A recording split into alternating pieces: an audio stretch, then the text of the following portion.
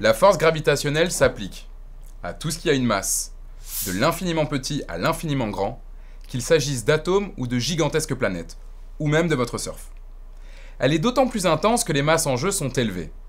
La force gravitationnelle d'astres aussi massifs que la Lune et le Soleil s'exerce donc sur l'océan où vous surfez.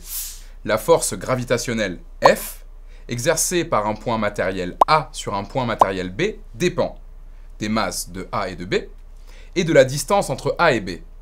Donc, la force exercée par A sur B est égale à moins G, multiplié par la masse de A, multiplié par la masse de B, divisé par la distance entre A et B au carré, multiplié par le vecteur unitaire U, orienté de A vers B. Bah oui, n'oubliez pas, une force est représentée par un vecteur. G est la constante universelle de gravitation et vaut 6,67 fois 10 puissance moins 11 Nm² par kg².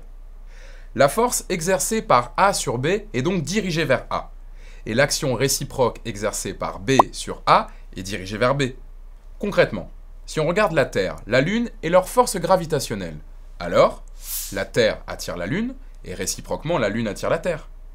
Sur Terre, on subit notamment la force gravitationnelle de la Lune, proche, mais ayant une masse relativement faible, et celle du Soleil, lointain, mais ayant une masse très importante.